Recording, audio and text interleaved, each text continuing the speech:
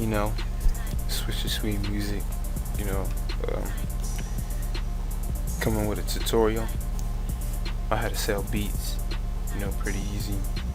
I'm gonna show y'all how to make beats and stuff, you know, because that's the first step, really, if you think about it, of selling beats. I mean, if you ain't got no beats, how you gonna sell beats? If you ain't got no beats. So I'm gonna go over making beats first.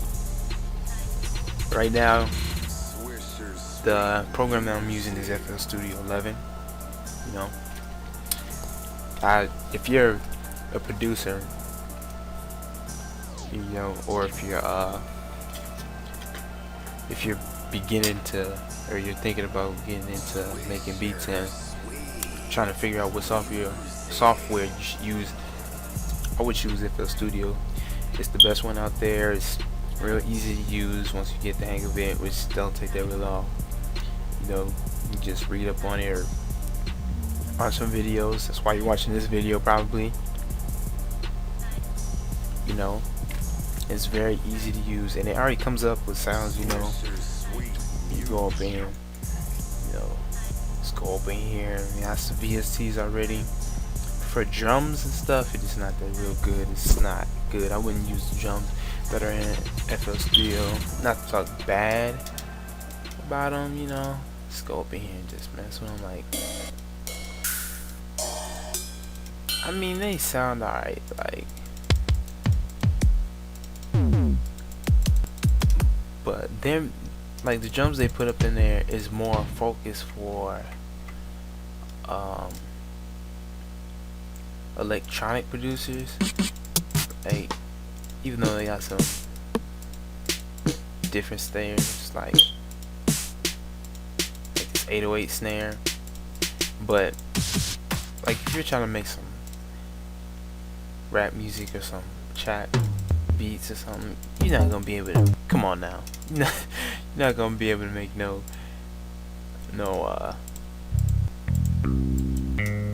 you're not gonna be able to make no traps beats with this stuff.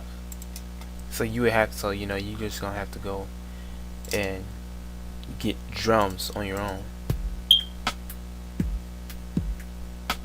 Listen to that. I don't know. Let me get out that, dude. Like, but yeah, I'm gonna show you guys how to make beats in FL Studio. Pretty good program to use. I got this beat already made because I made this video, like I recorded it like 5 times, and it just it's a pain in the butt. So like, I already got this beat made. I'm just gonna go through it. Another video, I promise I'll start from scratch, show you guys step by step everything that I do to make beats. But for now, to get this video done and to get, you know, to help you guys out, because I know it's a lot of producers, a lot of people trying to be producers, trying to make beats and stuff, you know, to help you guys, I'm going to just show you this beat that I made. So I'm gonna start off with this. I got this VST Nexus from Native Instruments, and I went to the piano category and used the piano arena ambience. I just went up into the piano roll, and then this is what I came with. I just was playing around, really nothing too complicated. I mean, it's sound alright, you know, something you can work with. I was just, you know, playing around. This is when I was making the other video and recording. I was just going off the top, you know.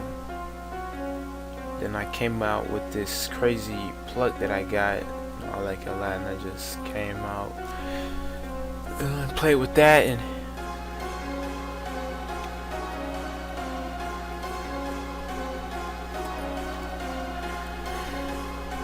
I came with this orchestra bass that I got. That's when it really starts getting good, you know. You start actually seeing where the beat's gonna go. Hi-hats. clap, snare. I'll show you the pattern of the pluck. That's the pluck.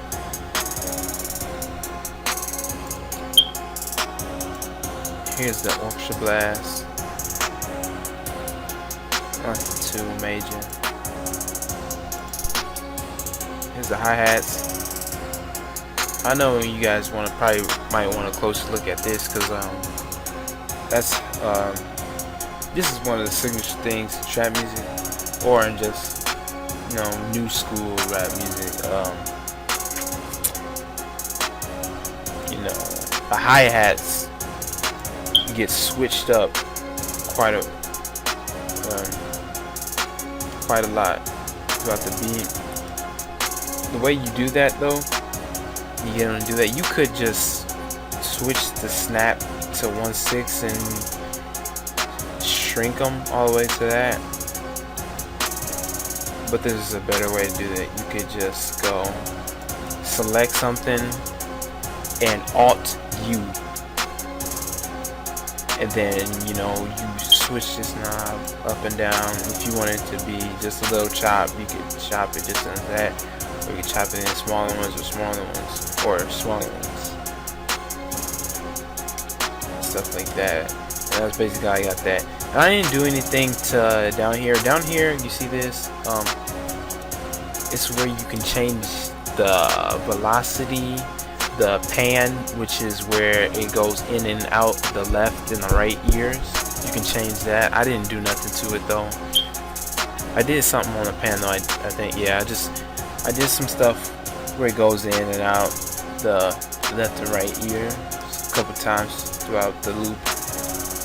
And then yeah, that's that for the hi-hats. And then clap, just regular, just same thing for the snare. I know I got a clap that's named Kush and a snare named Kush. My name is Switch Street Music, but I swear I didn't do that on purpose. And this is the kick.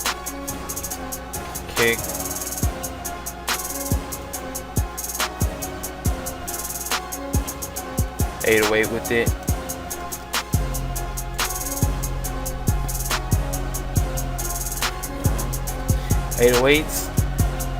I'll tell you right now,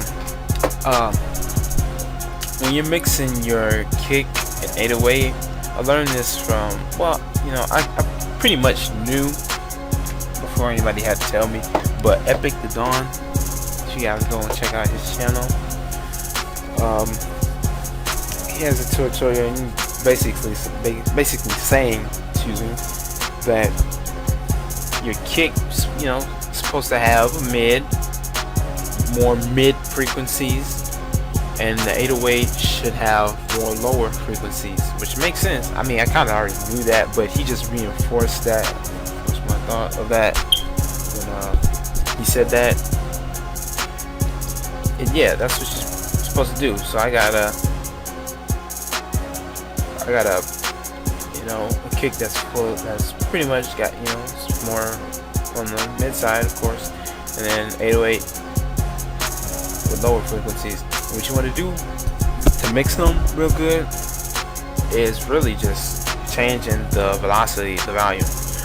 What I do most of the time is when I have them, all I do is change the volume on this type sequencer, change the 808 to 60%, and it'll show you the percent up at this top left corner. Look up here when I change it. It shows you the percent, and I just take it all the way down to 60. Give or take. You can put a little bit more onto it if you feel the 808 should be more, or if you take a little bit less out if you think it should be a little less, because there's different kicks and different 808s and stuff like that. And then if you want to go more in depth with them, that's a tutorial for another day, to go in to depth mixing and kicks and 808s. And then yeah, that's that. And I'll just add a little another percussion, crash, just a crash, every 2 bars.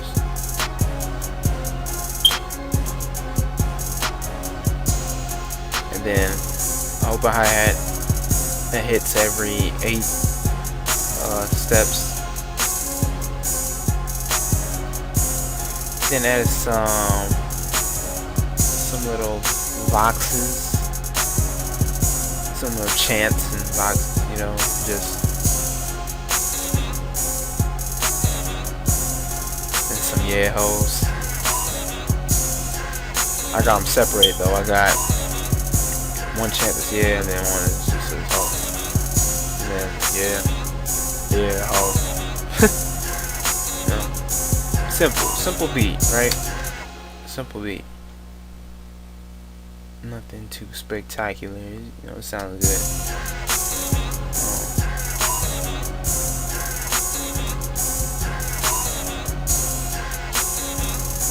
Pretty good beat inside. You know, I just wanted to really.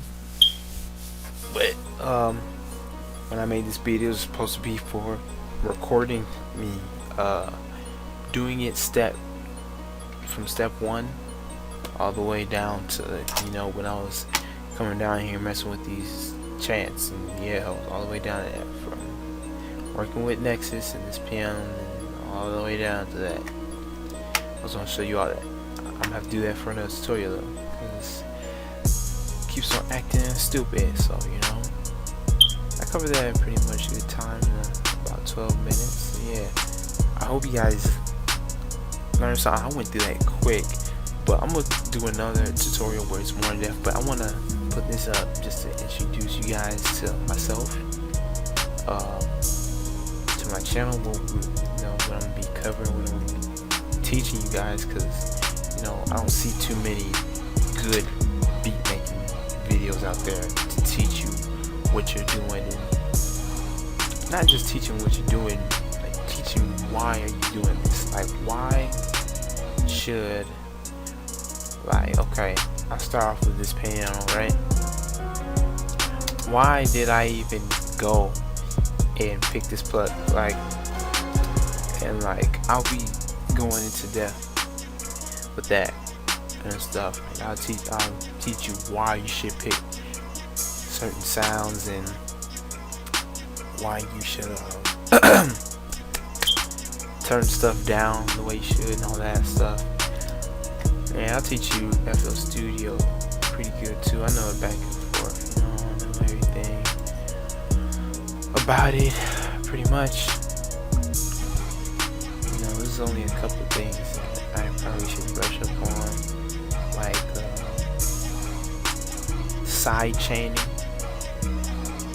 which, you know, it's not that important, but it does make your, like, I'll tell you guys what that is.